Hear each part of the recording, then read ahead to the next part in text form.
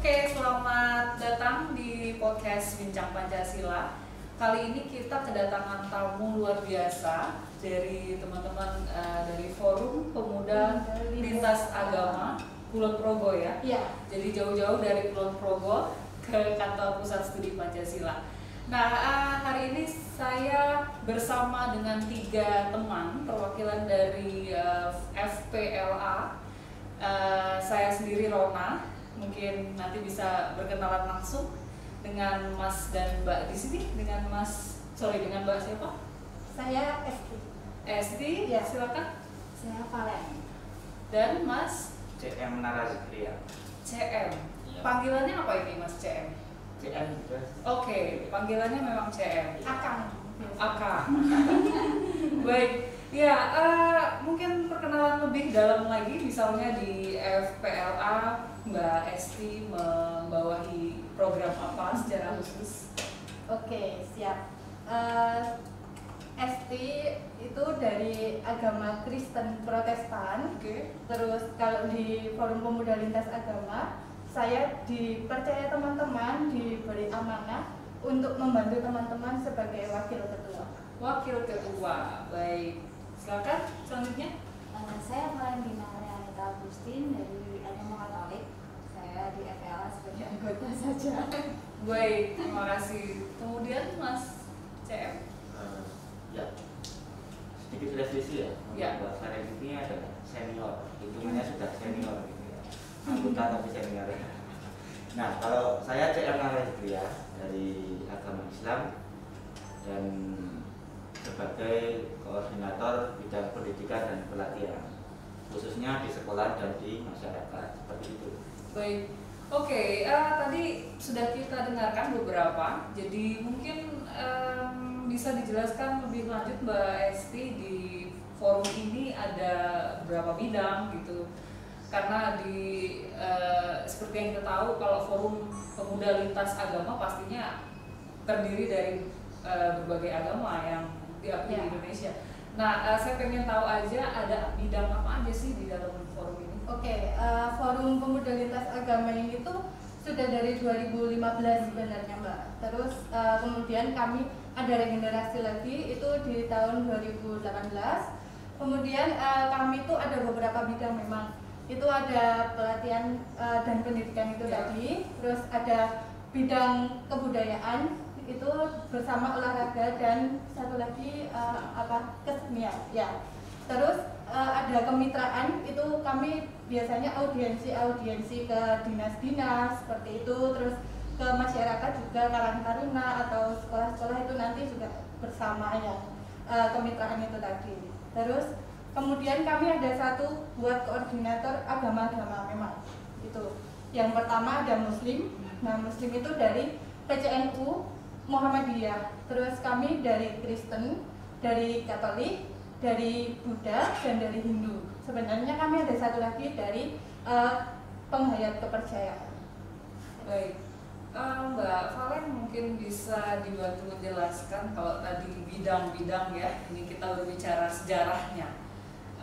Kenapa ada forum ini, sejarahnya seperti apa? Memang kita seringkali mendengar banyak sekali kegiatan pemuda lintas agama. Nah, tapi forum ini cukup menarik karena memang membawa misi ya, pastinya membawa misi bagaimana untuk kita bisa hidup rukun antar umat beragama gitu ya, tapi khususnya secara khusus di kalangan pemuda. Sejarahnya seperti apa Mbak berdirinya forum ini? Baik, oke, saya ke Mas CM dulu, nanti ke Mbak Valen setelah ini. Siap. Jadi awalnya tadi disampaikan oleh saudari Esti bahwasanya sudah ada di tahun 2015. Nah, itu awalnya adalah dari Kementerian Agama, itu ada acara namanya Kemah Kebangsaan. Kalau nggak salah Kemah Kebangsaan ya Mbak Valen? Belum ikut itu. Ya, itu di Kemah Kebangsaan. Nah, di situ terdiri dari beberapa perwakilan organisasi kepemudaan, ada yang Katolik, Kristen, Hindu, Buddha, yang Islam tadi ada 2 antara NU dan Muhammadiyah. Nah setelah itu selesai itu acara dinas. Nah di tanggal 28 Oktober 2015 itu ada peringatan Hari Sumpah Pemuda. Nah pas acara itulah bentuk kepengurusan pertama Forum Pemuda Lintas Agama Kabupaten Ponorogo, dan itu difasilitasi di tahun 2015. Ya, baik. Itu berarti sudah kurang lebih 6 tahun ya. Ya, persisnya seperti itu. Itu difasilitasi oleh Ayahanda Ibunda FKUB dan Kementerian Agama Kabupaten Ponorogo. Dan setelah itu 2018 kemarin ada lagi namanya kemah lintas agama. Kemah lintas agama. Nah itu apa yang dilakukan? Nah di situ kerjasama antara dinas Kementerian Agama sama Usham UII. Nah di situ ada sekitar 30-40 pemuda itu yang baru, dan ada 5 orang fasilitator dari teman-teman FPLA yang dari tahun 2015 tadi. Ada perwakilannya untuk fasilitator, dan di situ diadakan brainstorming, ada TOT itu tentang cerita. Intinya adalah cuma cerita, karena prinsip kita di FPLA adalah kita harus mengetahui sesuatu kalau kita ingin melakukan sesuatu. Nah karena di FPLA itu adalah jargonnya salam kerukunan, untuk sama dengan FKUB.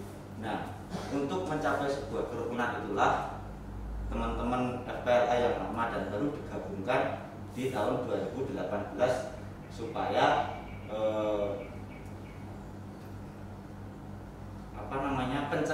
upaya pencegahan terjadinya intoleransi maupun aksi-aksi toleran itu bisa terhalangi sedini mungkin, seperti itu.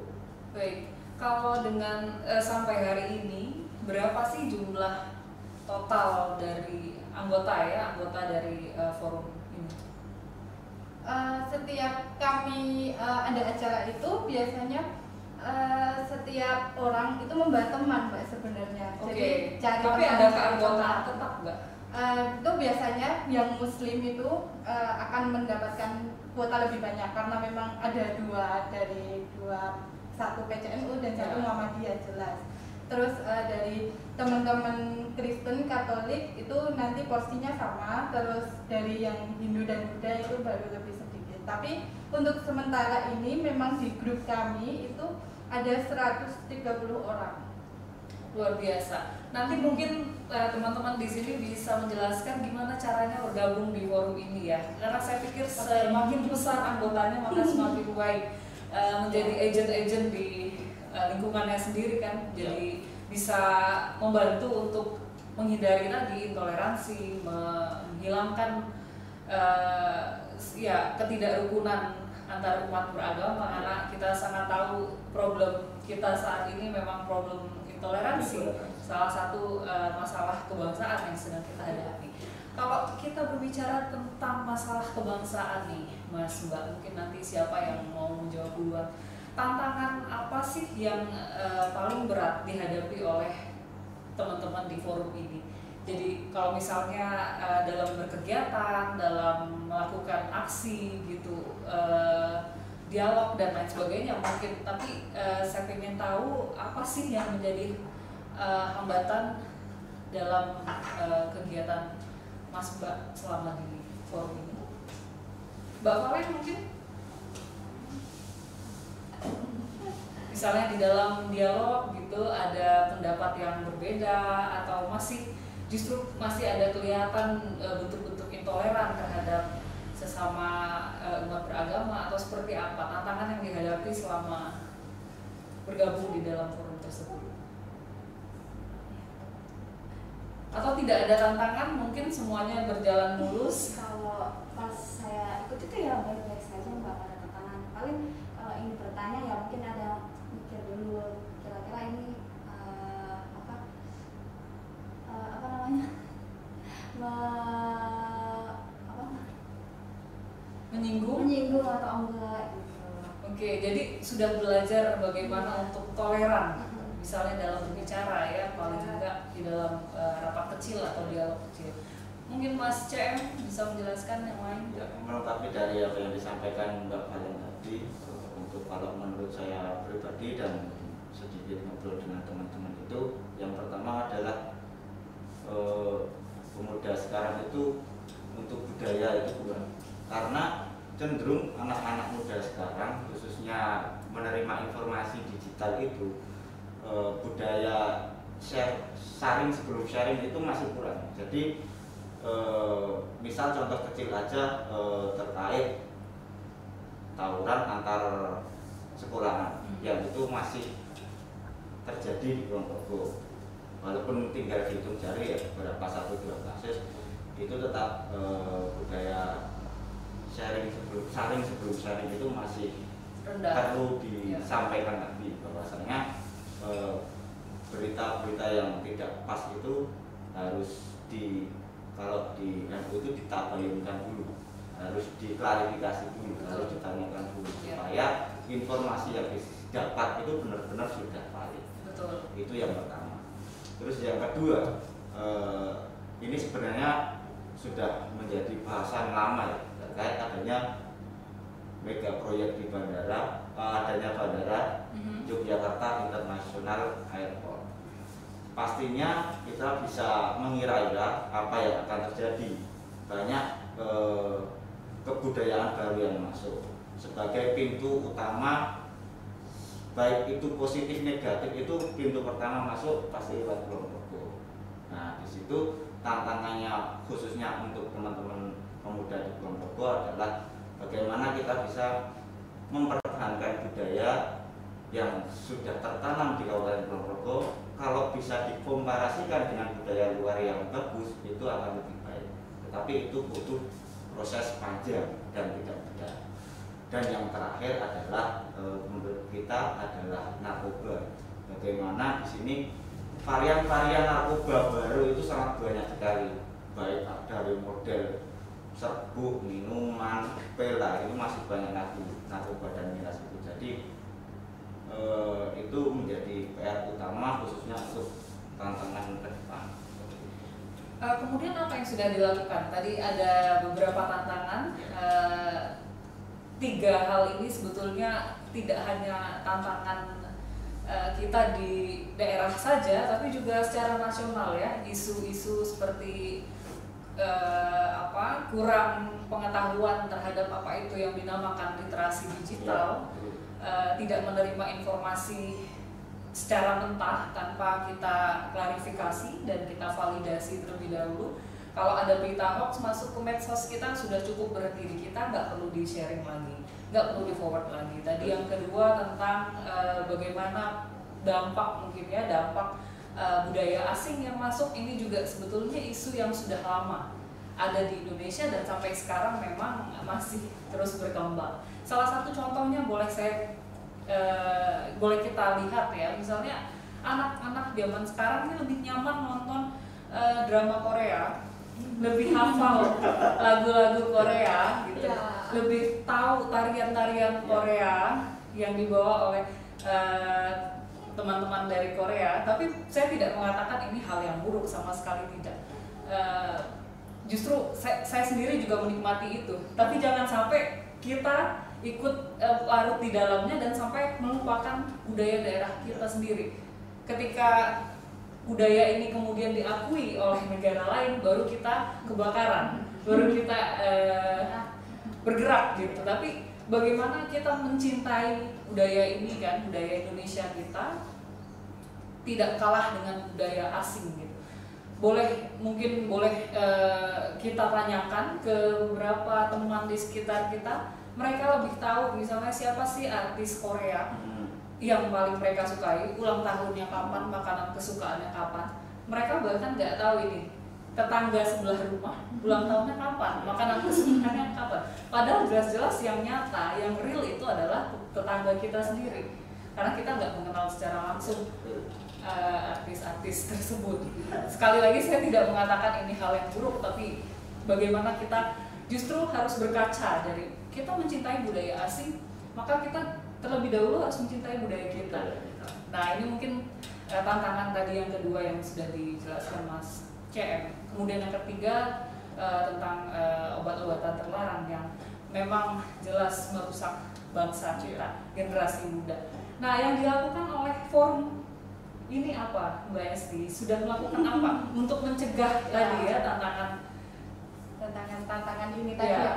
Sebenarnya dari Forum Pemuda Lintas Agama ini tuh ingin benar-benar bisa menyatukan pemuda-pemuda dulu kayak gitu ya Mbak, dari berbagai agama ini. Jadi kami itu biasanya cuma kumpul itu, istilah kami adalah jargon kami ngopi-ngopi kayak gitu ya Mbak, ngopi-ngopi, tapi kami juga melihat teman-teman kayak bukan memantau ya, tapi bisa melihat mereka seperti apa sih yang mereka cari di medsos kayak gitu, apa sedang dibicarakan di medsos kayak gitu ya Mbak. Jadi bisa sharing dulu kayak gitu, tapi harus saring sebelum sharing. Jadi memang biar untuk mencegah itu, terus setelah itu supaya ya teman-teman enggak narkoba dan sebagainya itu, kami tuh kumpul ya benar-benar kelihatan kayak gitu loh Mbak, kelihatan berarti anak ini enggak makai kayak gitu. Mungkin saja bisa makai, tapi kan bisa pencegahan kami adalah kumpul dulu, ngopi-ngopi, terus mereka cerita mereka apa yang di sosmed didapatkan kayak gitu, baru sharing, terus saring sebelum sharing itu juga penting. Jadi memang nggak ada terus formal itu nggak ada sih Mbak. Jadi kami cuma kumpul dulu aja, yang penting bisa mendengarkan cerita teman-teman. Betul. Jadi saling terbuka di antara teman-teman sendiri itu penting memang. Jadi kalau ada masalah langsung diungkapkan, jangan sampai dimakan sendiri. Apalagi problem yang ada di medsos kita sampai nggak tahu ya kita. Bahkan yang perlu dijelaskan mungkin juga ke teman-teman kita sendiri, misalnya lagi di mana, kemudian share lokasinya di mana pada saat kita makan, pada saat kita pergi, itu justru sebenarnya membahayakan diri kita. Iya nggak sih? Ya. Bisa nanti diikuti oleh orang yang tidak bertanggung jawab. Jadi usahakan hal-hal ini tadi saya sepakat, jadi saring dulu sebelum kita sharing apa yang akan kita lakukan, apa yang kita sampaikan. Ini tentang diri kita. Belum lagi kalau berkaitan mungkin dengan Forum Pemuda Lintas Agama, tentu saja ingin mendorong yang namanya kerukunan nasional. Nah, kerukunan nasional tentu saja didapat dari kerukunan yang ada di daerah, kerukunan antar agama. Makanya forum-forum seperti ini, Forum Pemuda Lintas Agama ini sangat penting untuk ada di setiap daerah. Mungkin nanti harapannya ke depan masih banyak sekali forum-forum serupa seperti ini, dan bisa kita gaungkan lebih besar lagi supaya ya itu tadi, kita mulai dari hal-hal kecil terlebih dahulu ya Mas CM. Ya. Jadi tentu saja ini merupakan hal yang luar biasa. Saya jadi teringat, jadi tadi saya sempat baca ada riset ya. Nah, ini kita berbicara tentang data kali ini. Jadi ada riset yang dilaksanakan oleh teman-teman dari UIN ini tentang 30 hasilnya, salah satu hasilnya 30,16% mahasiswa Indonesia itu intoleran. Tentu saja jika kita komparasikan dengan jumlah mahasiswa Indonesia yang besar, jumlahnya di Indonesia ini 30% ini hal yang nilai yang cukup tinggi ya. Jadi ternyata mahasiswa Indonesia 30% itu intoleran. Ada komentar nggak? Atau selama di forum ini ada pengalaman yang khusus tentang intoleransi ini, Mas CM? Oh ya, terima kasih atas waktunya. Jadi sadar atau tidak, kita itu bisa saja melakukan hal yang intoleran. Masalahnya di situ.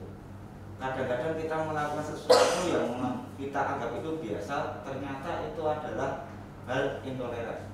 Misal, contohnya, ketika kita dalam satu forum, ada satu anggota forum di situ, satu kumpulan itu yang misal non-muslim atau penghayat kepercayaan, tanpa disadari kalau kita itu belum memahami, kita bisa menyinggung dan mengolok-olok di satu sisi, dan satu orang itu merasa itu adalah hal yang merusak apa mengganggu dia, itu adalah perbuatan intoleransi.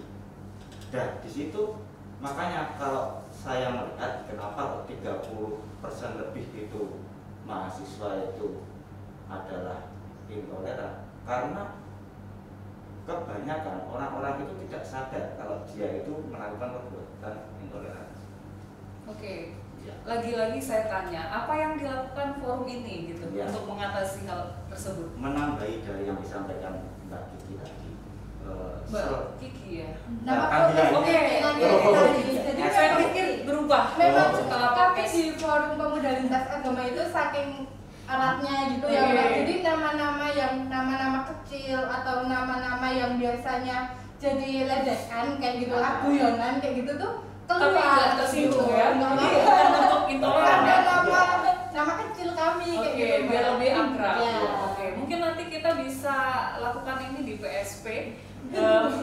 Mulai manggil nama-nama kecil. Iya, karena biar kami lebih memang akrab. awal ketemu itu ditanyainnya langsung nama kecil atau nama yang biasa disebutin oleh orang tua, saudara, Oke. kayak gitu atau teman. Ya udah kayak gitu. Oke, Jadi berarti memang saya panggil Mbak Kiki aja. Boleh. Iya. Boleh dilanjutkan? Oh iya, menambah apa yang disampaikan tadi, apa yang sudah dilakukan? Beberapa contoh saja yang sendiri dilakukan itu kemarin baru saja ini karena hasil buah obrolan dengan kepala Kemenak yang baru dan ketua FKUB itu adalah meluncurkan launching program Sonjo.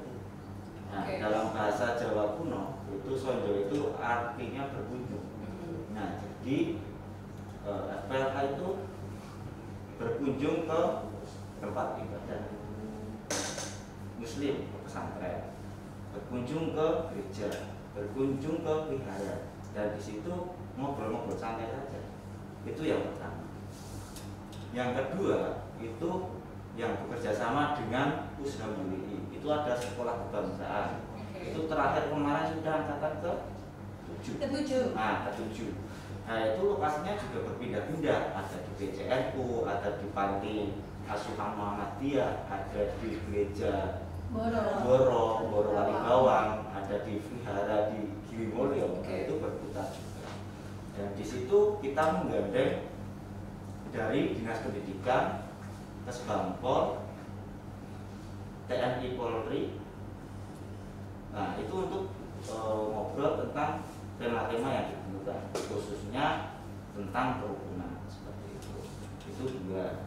Yang ketiga tadi yang disampaikan adalah ngopi-ngopi tadi. Nah, itu biasanya kita tangsiran di kopi mana, di rumahnya siapa. Ketika ada yang sakit kita jenguk, ketika ada yang melahirkan kita jenguk juga. Nah, di situ juga tadi yang disampaikan kita sudah kalau ejekan coro demikian gojolokan macam apa itu sudah mental semua. Karena ya kita sudah merasa satu keluarga, satu ikatan bahwa yang kita sampaikan itu tidak bakal menyakiti apa yang kita sampaikan. Ini bertepatan dengan kemarin adalah hari Natal ya, mungkin Ya. forum pemuda lintas agama melakukan kegiatan tertentu untuk merayakan Natal bersama teman-teman Nasrani. Sementara belum. Tapi kalau di grup itu dari yang Muslim mengucapkan Selamat Natal, walaupun setiap tahun itu pasti akan ada polemik ucapan Natal itu boleh atau tidak, itu pasti akan muncul. Nah, tetapi kemarin di grup itu sudah cair, teman-teman Muslim yang menyampaikan juga banyak, direspon juga oleh teman-teman. Bahkan teman-teman yang merayakan Natal juga mengundang teman-teman yang Muslim, tetapi karena mungkin baru kemarin, nah itu waktunya belum ada. Baik, ini juga bentuk toleransi yang nyata di antara umat beragama kalau saya lihat ya. Dari Mbak Esti mungkin, sorry Mbak Kiki, ini udah deket soalnya. Dari Mbak Kiki sendiri tadi sudah nanti setelah ini Mbak Valen ya. Sudah disampaikan Mas CM beberapa kegiatan yang saya pikir sangat menarik, mungkin suatu hari nanti kita bisa bergabung gitu, teman-teman mahasiswa di UGM mungkin, tapi pasti saya yakin ini banyak ya pesertanya dari teman-teman dari berbagai universitas ya. Pertanyaan saya buat Mbak Kiki, tadi selain ngopi-ngopi gitu, ada kegiatan yang rutin nggak yang dilaksanakan? Misalnya dialog antar agama gitu, atau ya kegiatan rutin apa yang selalu pasti diadakan oleh FPLA? Itu divisinya Mas CM. Oke, Ya, jadi itu pelatihan dan pendidikan ya. 3 bulan sekali itu harusnya ya Pak. Harusnya. Oke. Oh, jadi ada pendidikan dan pelatihan. Bentuknya seperti apa? Kalau satu ya sudah dilakukan, nanti karena konsistensi kemarin terus tetap ada COVID itu juga ya, tapi pernah dilakukan sekali itu. Kemarin kan tahun baru itu 2018 pengurusan baru audiensi. Nah, pengennya di tahun 2019 pertengahan itu mengadakan tour sekolahan dan karantina, maksudnya ke masyarakat dan sekolah loh divisinya. Nah, di sekolah itu kita mau pakai jalan sekolah yang sudah ada kedekatan. Misal kalau NU di Ma'arif, kalau Nasrani di Bokri, terus yang Muhammadiyah di Muhammadiyah, seperti itu untuk melakukan pendidikan di sekolah. Nah, untuk Bentuknya masyarakat seperti sosialisasi mungkin ya. tapi cuma ngobrol seperti itu.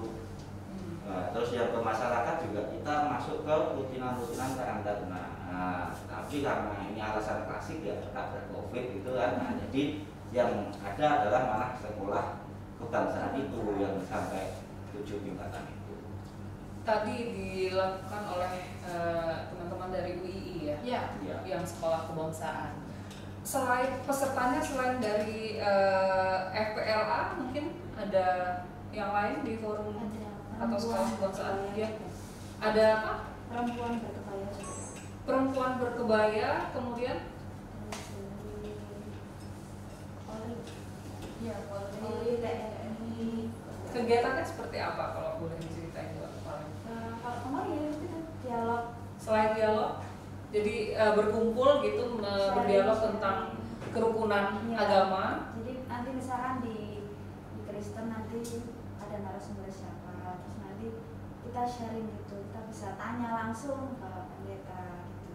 Oke, jadi ada pemuka agamanya juga ya di dalam sekolah kebangsaan. Oke, menarik ya. Menambahkan ya Mbak. Jadi perempuan berkebaya itu atau yang dari teman-teman peragama lah ya, itu biasanya juga menampilkan tarian kebudayaan kayak gitu. Jadi nggak hanya dialog. Jadi budaya juga Ya, ada. budaya ada. Jadi dari perempuan berkebaya ini tadi di pembukaan seperti itu atau biasanya waktu break itu dikasih waktu untuk mereka menampilkan tari-tarian atau menampilkan yang kemarin terakhir itu kesenian kayak musik rohani seperti itu. Jadi biar kita juga menghidupkan juga kebudayaan dari masing-masing agama itu tadi. Baik. Dan ada syarat khusus nggak untuk masuk ke forum ini? Mungkin harus pemuda gitu, pemuda dan pemudi, usianya harus kuliah atau ada batasan tertentu? Atau pengen gabung ya gabung aja gitu? Kalau untuk kalau di kan sudah berADART, kalau syarat ketentuan tetap berlaku seperti itu. Tetapi kalau mau gabung itu kita ada 2 grup, yang satu pengurus, yang satu global. Nah, jadi setiap kegiatan kita selalu menawarkan kepada audien yang baru-baru, kalau mau gabung silakan bergabung. Jadi tadi menambahi selain ada perempuan berkebaya, ada juga IPNU, WPNU, IPM, terus ada KOMPA, ada OMK. Nah, perwakilan dari itu pasti mengirimkan dan pasti diminta. Selain itu juga ada teman-teman dari Karang Taruna, KMPI, dan beberapa organisasi kepemudaan di Kabupaten Mojokerto. Jadi bagi pemuda-pemudi Kulon Progo yang ingin bergabung kegiatan, boleh lihat di bawah ini, ada WhatsApp. Iya. Kami Iya. jalan-jalan isinya Mbak. Oh gitu. Sekolah kebangsaan itu tadi jalan-jalan aja, mengenal ke gereja, ke ini panti asuhan, wihara kayak gitu. Tapi yang Hindu belum kesampaian Mbak. Mau ke Sebetulnya Bali. pengennya ke Mau ke Bali. Tapi di sini ada pura, di Jogja kan ada pura. Iya, Iya. kemarin sekolah kebangsaan kami baru lewat virtual aja sih Mbak, Oke. belum. Tapi yang ke puranya belum. Siapa Oke. tahu bisa ada yang mau mengajak ke pura. Iya, kalau kebetulan di UGM itu ada perkumpulan mahasiswa Hindu juga ya, jadi mungkin nanti bisa kolaborasi gitu ya antara FPLA dengan organisasi-organisasi mahasiswa yang ada di berbagai universitas. Saya pikir nanti akan menciptakan kegiatan yang sangat menarik. Tentu saja kita selalu berpedoman dengan Pancasila dan Undang-Undang Dasar 45 khususnya untuk menciptakan kerukunan nasional tadi. Kita berkontribusi dari hal yang kecil untuk bangsa ini. Mungkin bisa apa ya? Jadi memang problem kebangsaan ini, kalau tadi kita kembali ke problem misalnya isu-isu tentang bagaimana masyarakat atau ya generasi muda Indonesia ini lebih mencintai budaya asing dibandingkan budaya sendiri, atau sebetulnya mereka cinta tapi tidak dikenalkan gitu ya, ini problem yang lain. Jadi banyak sekali faktor-faktor yang kenapa pemuda kita ini nggak suka atau mereka nggak tahu bahkan lagu daerah. Kalau zaman saya kecil itu, mungkin zaman kita berbeda ya. Zaman saya waktu kecil ini di sekolah itu harus bisa lagu daerah, harus bisa tarian daerah, sama ya. Oh jadi masih, berarti nggak jauh kayaknya. Saya berarti yang Ya, mau ini kesini. saya SD itu juga disuruh nyanyi lagu-lagu daerah juga. Iya, Mbak ini nggak disuruh. Ya ada Mbak, tapi memang kebanyakan terus udah pada bahasa Inggris kayak gitu ya Mbak. Oke, nah bahasa Inggris salah satunya ini. Jadi mengapa kita lebih bangga menggunakan bahasa asing gitu, sedangkan kita nggak tahu nih bahasa daerah kita sendiri dilupakan gitu ya. Tentu penguasaan bahasa asing di masa sekarang sangat penting. Sekali lagi kita menyerap yang baik ya.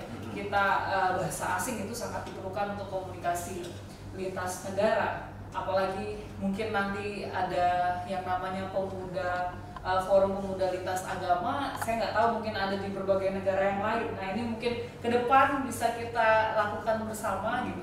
Saya jadi teringat, jadi di fakultas saya di filsafat gitu, saya kebetulan ngajar juga. Ada kegiatan namanya School of International Training, jadi mendatangkan, jadi ada beberapa mahasiswa dari Amerika datang ke fakultas, ke Indonesia, ke Jogja. Kebetulan mereka belajar tentang kebudayaan Indonesia, belajar tentang ideologi bangsa kita, Pancasila, Undang-Undang Dasar, berbagai isu yang ada di Indonesia yang sedang kita hadapi, dan termasuk dialog antar agama, interfaith dialogue. Ya, jadi mengundang teman-teman dari berbagai agama untuk berdialog dengan mereka.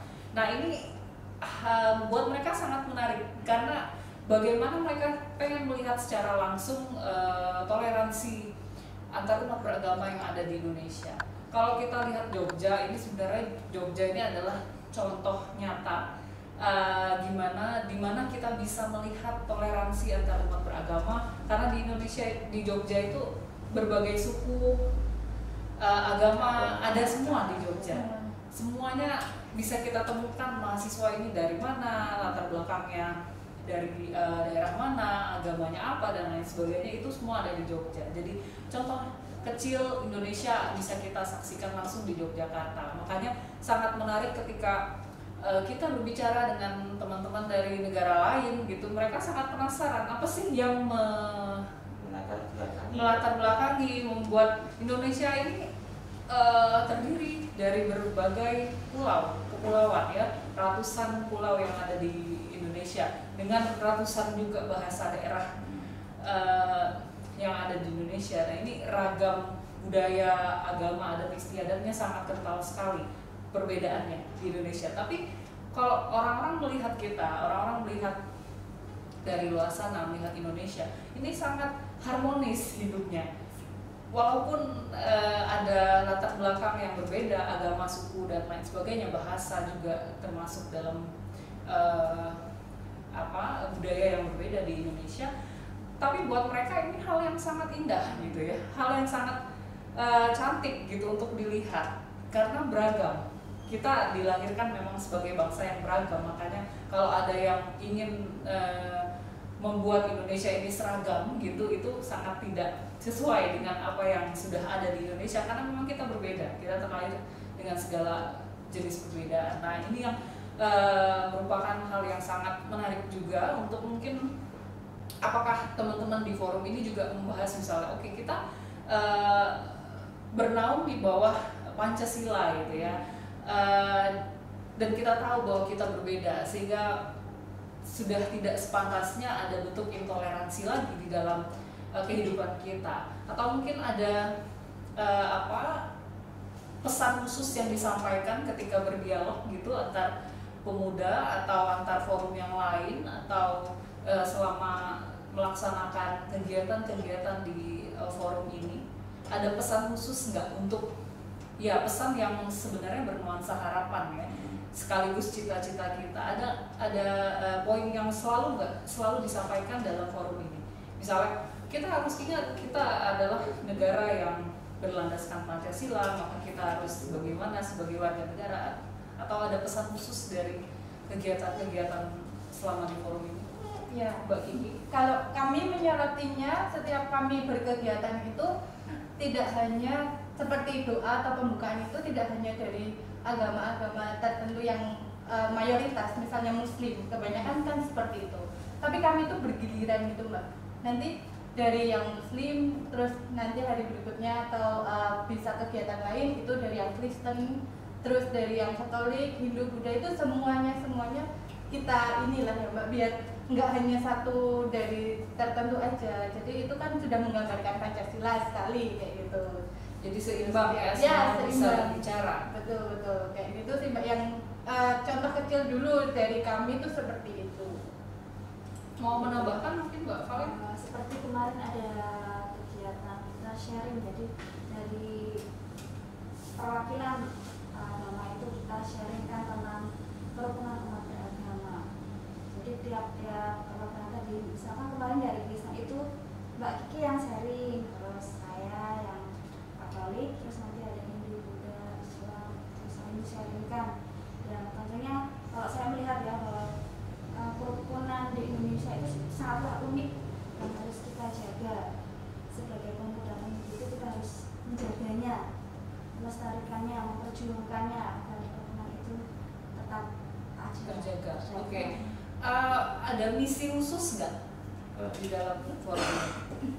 Ya, jadi beberapa kali kegiatan kita selalu memakai tema pepatah Jawa, rukun agama santoso, cerah agama bulan. Nah itu yang menjadi misi, visi, komisi tujuan. Nah, tujuannya itu supaya di Kulon Progo itu rukun. Pepatah Jawa, rukun agama santoso, cerah agama bulan selalu kita gaungkan supaya khususnya pemuda di Kulon Progo, baik itu sesama di lingkarannya maupun beda agama maupun beda organisasi maupun beda kecamatan, beda wilayah, itu harus selalu ada salam kerukunan. Oke, ada salam Ya, bersama FKUP. Iya. Dan kami masih menggaungkan juga supaya setiap kecamatan itu ada sebenarnya Mbak, kayak gitu. Karena memang itu kan biasanya hanya tertentu dari orang-orang yang inilah ya Mbak, sekitaran kota Wates saja kayak gitu. Tapi ini pengennya kami dari Kalibawang juga ada, Samigolo juga ada. Makanya kami juga masih mencari teman-teman pemuda-pemudi yang dari sana ya. menggerakkan Ya. gitu ya, dari daerahnya sendiri. Iya. Di Jogja ada nggak ya? Di kota Jogja maksud saya. Jadi forum pemuda lintas agama itu yang pertama ada di Kulon Progo, yang namanya Forum Pemuda Lintas Agama. Yang kedua ada di Bantul. Nah, kedua itu Oke, jadi untuk provinsi DIY baru di Bantul dan di Kulon Progo. se-Indonesia. Se-Indonesia, luar biasa. Kemarin terakhir kami dengar itu Bogor sepertinya ya. Kita mau live in bareng sama teman-teman Bogor tapi belum jadi Mbak. Tapi bukan FK, FLK, beda nama lagi. Tapi sama-sama di bawah Kemenak sama atau Kesbangpol gitu. Yang mana? Ya. Kalau yang di Kulon Progo? Yang Kulon Progo ya ke Kemenak dulu, baru infonya ke Mas Bangko. Oke, kalau yang di Bogor? Kalau di Bogor itu kami belum begitu mengerti karena kami Tapi masih sudah sempat komunikasi ya ya? sama teman-teman Pusham UI waktu itu, terus kami berencana bikin, tapi karena memang lagi-lagi pandemi ya Mbak, jadi belum bisa ini lagi kayak gitu. Oke, ada yang mau ditambahkan Mbak Valen? Cukup. Baik, nanti kita lanjutkan lagi perbincangan yang hangat ini. Kita break dulu. Oke. Kalau tadi kita ngobrol-ngobrol soal kegiatan yang ada di FPLA, juga kegiatan rutin ya termasuk di sini. Tadi sudah juga kita ngobrol tentang tantangan secara umum terhadap apa yang dihadapi oleh kita semua sebagai generasi muda, walaupun nggak terlalu muda lagi, tapi ini merupakan tantangan nasional. Jadi isu-isu yang kita hadapi yang sudah dijelaskan oleh Mas CM tadi itu merupakan isu nasional yang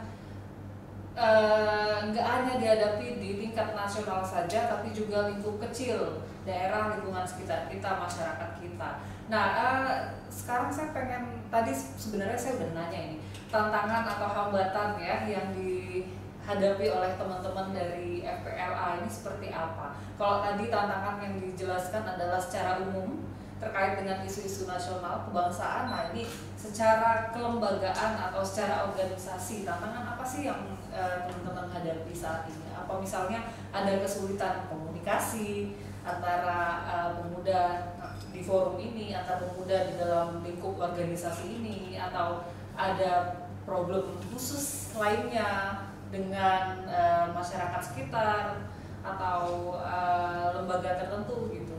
Ada hambatan atau tantangan khusus yang dihadapi? Siapa nih yang mau menjelaskan? Ya, Oke, kita kembali lagi ke Mas JM. Nanti boleh teman-teman ditambahin. Jadi yang namanya perkumpulan atau organisasi pasti hambatan komunikasi dan koordinasi itu selalu muncul. Betul. Di suatu ketika maupun di suatu saat itu pasti akan muncul, dan itu di FPLA itu juga hampir sering terjadi masalah komunikasi dan koordinasi. Tetapi lagi-lagi karena kita sudah merasa keluarga tadi bisa teratasi, walaupun ada jengkelnya, ada marahnya, ada musuhannya, itu ada, tapi juga beberapa saat tidak teratasi. Kalau ini antar pemuda di dalam lingkup organisasi, ada nggak masalah dengan luar organisasi? Mungkin Mbak Kiki atau Mbak Valen? Masalah dengan luar organisasi itu memang biasanya kan pemuda-pemudanya itu sudah nyaman dengan organisasi masing-masing dari berbagai agama itu. Misalnya teman-teman Muslim sudah nyaman di PCNU dan Muhammadiyah, terus yang Kristen ya di kompanya sendiri, di OMK-nya sendiri. Jadi mereka itu memang kadang lebih mementingkan ke ini, jadinya kami tuh sulit mencari orang sebenarnya sulit mencari orang, dan kami memang kalau masalah administrasi dan sebagainya harus benar-benar melewati organisasi itu masing-masing dulu, mengirimkan surat dan sebagainya, ya. Tapi tidak bisa langsung kayak Ya, gitu. itu kesekretariatan ya. Ya, gitu sih. Ini pertanyaan agak sensitif, mohon maaf. Jadi kalau tadi saya dengar kegiatannya berlangsung lewat dialog gitu ya, ada kegiatan sekolah kebangsaan, tapi kan ini kegiatan yang dilakukan oleh teman-teman dari UI ya, bukan dari forum pemuda lintas agama secara langsung, atau ya yang dilaksanakan langsung oleh forum ini gitu. Kalau misalkan ada nggak kegiatan-kegiatan khusus nih yang dilakukan? Kalau tadi ngopi-ngopi gitu kan, itu kegiatan informal ya, bisa kita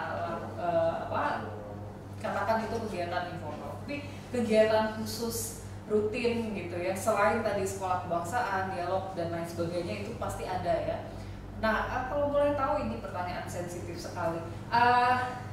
Kegiatan ini difasilitasi oleh siapa ya? Kalau misalnya tadi dialog lintas agama itu ada sosialisasi ke beberapa rumah ibadah atau sosialisasi ke sekolah-sekolah. Nah ini ada fasilitatornya nggak? Atau siapa yang memfasilitasi? Siapa ini? Mbak Valen? Dari Kemenak dan juga dari Kesbangpol dan juga membuat proposal. Oh jadi forum ini membuat proposal, permohonan proposal ke Kemenak dan Kesbangpol, tapi selalu disupport ya? Jadi ada beberapa pos gitu. Yang pertama itu dari Jawa ini apa ya?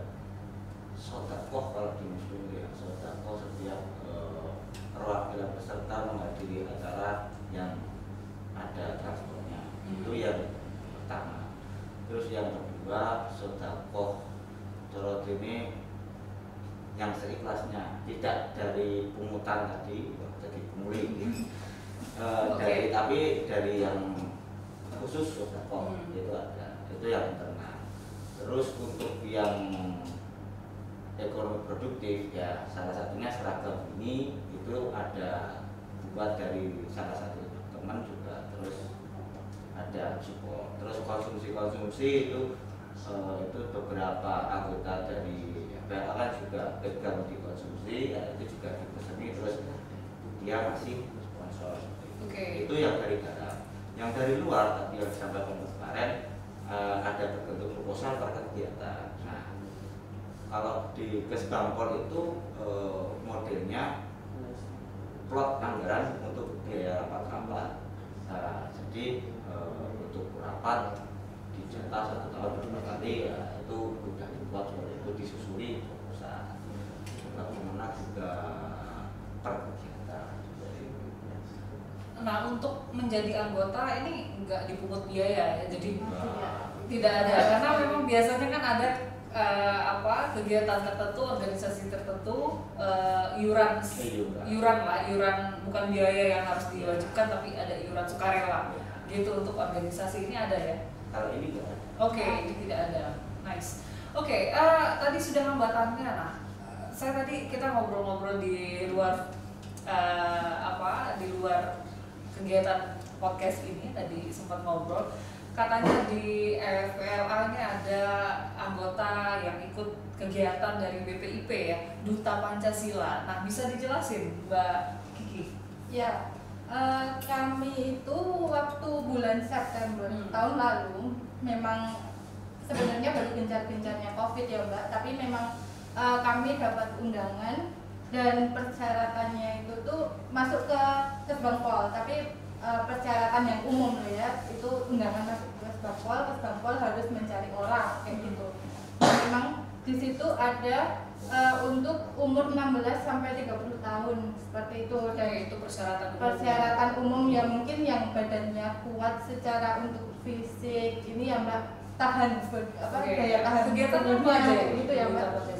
Di Duta Pancasila itu kami benar-benar kayak sekolah Pancasila kayak gitu, tentang di situ bagaimana caranya kita harus bisa menjadi virus-virus baik tentang tentang Pancasila itu tadi, terus gimana caranya kita membawa organisasi kita masing-masing, karena itu kan dari organisasi kemasyarakatan. Jadi organisasi kemasyarakatan itu bisa kita selipkan ajaran-ajaran Pancasila. Misal kayak tadi aku udah bilang, itu yang doa itu tidak hanya satu agama tertentu, tapi bisa dibagi rata kayak gitu, di bergantian lah yang dilakukan itu tadi ada kayak seperti sekolah ya, dilaksanakan atau difasilitasi oleh BPIP.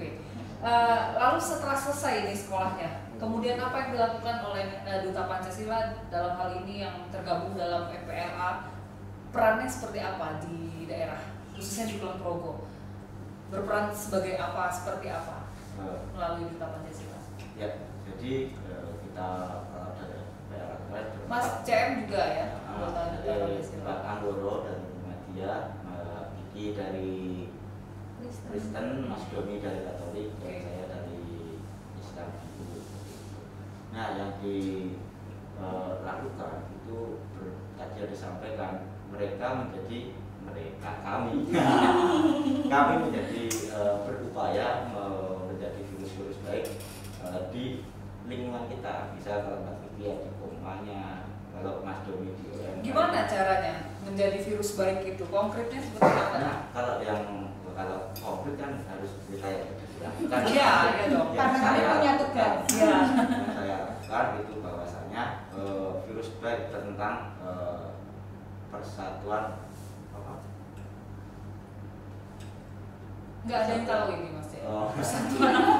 Jadi memelihara persatuan. Oke. Nah, jadi misal saya kan di Ansor, kalau dianya Ansor. Nah, di situ bagaimana kita berupaya untuk saling keluarga dibangun itu, saling jenguk-menjenguk, saling komunikasi, saling seperti itu adalah salah satu upaya untuk memupuk rasa kekeluargaan seperti itu. Nah, selain itu juga nilai-nilai Pancasila yang disampaikan itu juga ada di materi pelatihan di Ansor tentang bela negara. Oke. Tapi apa yang dilakukan setelah dapat pelatihan tentang persatuan yang tertuang di dalam Pancasila itu saja? Apa yang dilakukan oleh Duta Pancasila ini? Maksudnya apakah ada sosialisasi tentang apa yang sudah dipelajari, apa yang sudah didapat ke forum pemuda lintas agama, atau misalnya yang sudah dipelajari selama kita katakan seperti sekolah ya, sekolah Duta Pancasila itu materinya dibawa lagi ke FPLA atau seperti apa? Nah, itu kurangnya, kalau menurut saya boleh menilai, jadi kurangnya semua kegiatan, bukan semua sih, hampir kegiatan-kegiatan yang diadakan oleh tertentu itu RTL-nya yang kurang. Jadi kita dibentuk sebagai Duta Pancasila, tetapi RTL-nya secara konkret itu enggak ada. Jadi kita harus berimprovisasi untuk menilaikan apa yang sudah dilakukan. Seperti itu. Nah, terus untuk materi itu cuma sekedar bisa saja teman-teman anggota FPL bahwasanya oleh-oleh dari sekolah BPIP kemarin adalah ini. Oke. Ya, jadi mungkin pengetahuan juga ya buat teman-teman FPLA. Jadi apa yang sudah didapat, mungkin kita atau teman-teman yang sudah tergabung di Duta Pancasila mendapatkan ilmu baru yang sebelumnya nggak diketahui, itu bisa di-share di FPLA.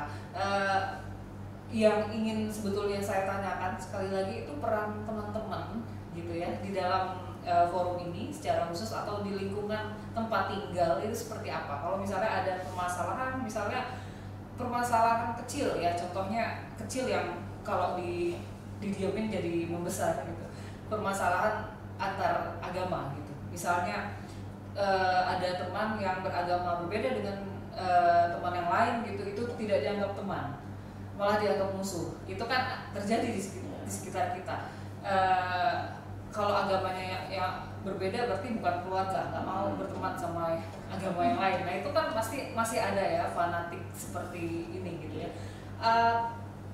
Kembali lagi, jadi peran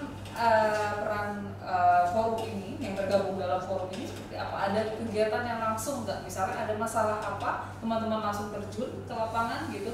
Ada masalah intoleransi di sekitar tempat tinggal, teman-teman datang untuk bermusyawarah, berdialog, mengajak dialog atau seperti apa? Pernah nggak ada kejadian kasus khusus yang teman-teman langsung terjun ke lapangan? Sebenarnya kalau kasus khusus ya, itu tuh kebanyakan kami tuh ngalami yang teman-teman ini kebanyakan adalah teman-teman Kristen, Katolik, dan Hindu atau Buddha itu tentang kita waktu di sekolah itu tidak ada fasilitas yang ini Mbak, kayak tempat pelajaran agama kayak gitu, terus kita harus ke kantin, keluar kelas. Itu kalau sekolah apa ini? Gitu. Sekolah negeri biasanya negeri sih yang gitu, karena kalau swasta jelas mereka ya. Saya ingat waktu sekolah negeri, jadi saya juga sempat sekolah. Ya, kita semua sempat sekolah. Sempat sekolah di sekolah swasta dan sekolah negeri. Ya. Nah, jadi memang waktu sekolah negeri, waktu pelajaran agama Islam gitu ya, itu yang agama lain juga ikut pelajaran agama Islam. Nah, Kalau waktu saya sekolah di iya. sekolah Islam, jadi saya sekolah di sekolah Islam di kota Jambi, karena dulu saya SD-nya di Jambi. Itu sekolah Islam, Mas Cahaya. Yang menarik, sekolah Islam ini diisi oleh agama-agama yang lain. Ada teman-teman Buddha, Kristen, Hindu, dan lain sebagainya. Ini sekolah Islam, sangat jarang terjadi di tempat yang lain. Iya, iya. Biasanya sekolah Islam hanya diisi masyarakat atau murid yang beragama Islam. Tapi di sekolah saya dulu waktu SD, itu sekolah Islam yang diisi oleh agama yang berbeda. Jadi saya sekolah Islam, ada teman-teman dari agama Buddha, Kristen, dan lain sebagainya. Ketika pelajaran agama tiba, ya udah dikumpulin, yang Islam sama Islam, yang agama Buddha, Kristen sama Kristen, Hindu sama Hindu gitu. Ini menarik ya. Ini fenomena yang menarik buat saya karena sekolah Islam jarang sekali gitu. Kalau sekolah Kristen biasa ada orang agama yang lain ya di sekolah Kristen, tapi untuk sekolah Islam ini jarang terjadi. Nah, ini yang fenomena menarik yang saya alami waktu saya SD di Jambi.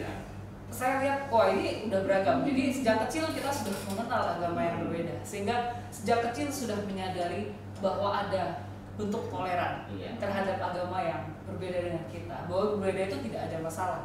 Kita sama-sama beribadah sebagai makhluk Tuhan. Kita memiliki harkat derajat yang sama dan kita memiliki hak yang sama untuk beribadah menurut kepercayaan dan agama kita masing-masing. Tapi tidak menjadi persoalan khusus buat kita dalam bermasyarakat dan bernegara gitu. Nah ini mungkin ada kejadian serupa gitu.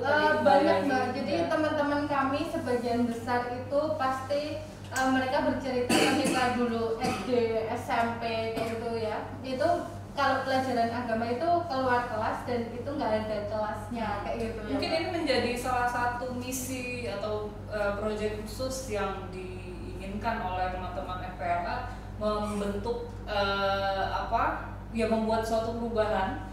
Jadi misalnya memberi masukan ke sekolah-sekolah ini gitu ya. Kalau ada pelajaran agama ya harus adil dengan agama yang lain gitu, harus menyediakan juga fasilitas untuk agama yang lain. Oke, aku cerita sedikit ya Mbak. Oke, nanti setelah Oke, ini kemarin memang sempat menjadi perbincangan ini karena baru minggu kemarin saya ke pelatihan advokasi juga. Itu saya satu kelompok dengan teman-teman penghayat dari Kulon Progo, memang ada. Itu mereka juga tidak ada tempat ruangan khusus untuk mereka bersekolah kayak gitu loh Mbak, kayak ruangan kelas kayak gitu, karena memang ternyata sebenarnya berbeda. Penghayat itu tuh ya mereka sebagai misal di KTP yang Muslim, Kristen, Katolik, tapi penghayat itu akan lebih ke mereka, keyakinan mereka. Nah makanya ini kemarin akan ada satu yang diangkat dan nanti mungkin teman-teman FPLA juga akan mengangkat itu di divisinya KJM, karena ke sekolah-sekolah itu kita harus tahu apakah itu sudah terfasilitasi atau belum, terus anak-anaknya seperti apa kayak gitu, di sana gimana kayak gitu, karena memang ini yang jadi PR menarik ya. Yang sering kami dengar gitu ya Mbak, karena teman-teman tuh juga cerita dari dulu SD ada SMA itu pasti kalau ada pelajaran agama kayak gitu yang minoritas misalnya ya, yang Kristen Katolik pasti di luar kayak gitu. Ya nanti bisa aja ke kantin jajan atau gimana kan kita tidak tahu ya Mbak gitu. Oke, ke Mbak Valen. Pengalaman saya waktu SMA juga seperti itu ya. Jadi ketika agama, saya agamanya pas hari Jumat, jadi anak-anak udah pulang, saya pelajaran agama di kelas. Jadi pas jam pulang sekolah justru. Waktu saya waktu SMA ya. Jadi gitu. Iya, jadi sekolah negeri. Iya, sekolah negeri. Oke, dia bukan sekolah agama ya. Bukan. Ya mungkin karena gurunya juga tapi menyediakan guru agama. Iya. Nah ini sebenarnya hal positif ya, Tapi, walaupun di luar jam iya, sekolah. Iya, jadi kadang rasa bete ini ya, yang lain pada pulang saya pelajaran gitu ya. Tapi kalau yang saya alami sekarang Nggak minggat aja. Pulang. Aduh, itu gurunya temannya bapak saya. Wah kacau. Tapi kalau karena sekarang saya jadi guru ya, jadi guru agama, di tempat saya ngajar sudah disediakan sih tempatnya untuk ngajar agama. Oke, Mbak Valen di sekolah apa ini? Sekolah Kristen atau? Saya Negeri. Sekolah negeri tapi ada. Sudah disediakan. Oke. Nah ini mungkin perkembangan yang kita nggak tahu. Iya, Ternyata yang sudah ada. Tidak Ya. tahu, makanya ini nanti mungkin PR untuk FPLA sendiri itu mau lihat bagaimana sih sekolah-sekolah di situ di Kulon Progo lah khususnya ya Mbak, itu tuh sudah terfasilitasi atau belum seperti itu. Jadi mungkin bisa masuk ke divisinya KCM juga nanti ya. Semuanya jadi tanggung jawab KCM. Karena paling banyak di tempat KCM memang ya Mbak. Oke. Tapi kasihan lah kalau sendirian. Nanti ya. dibantu.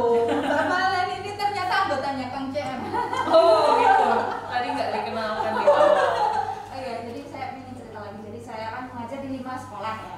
Jadi di 3 SMA sama 2 SMP. Iya. Nah, Sekolah ngajar agama ya. Iya, agama. Nah, di 3 sekolah itu saya sudah punya ruangannya. Tapi yang 2 belum. Jadi kadang di perpus, gitu. Kadang di yang kosong gitu kita. Jadi Kalau diganti kok belum pernah ya.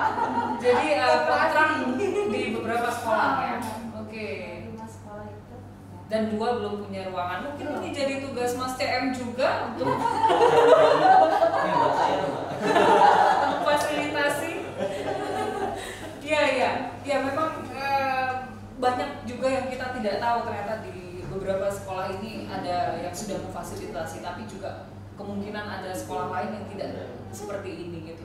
Oke, ini terakhir ya, mungkin ada pesan buat pemuda-pemuda di luar sana dari teman-teman FPLA. Ini saya tanya satu persatu, jadi kita mulai dari Kang CM, silakan. Kameranya ada di sana.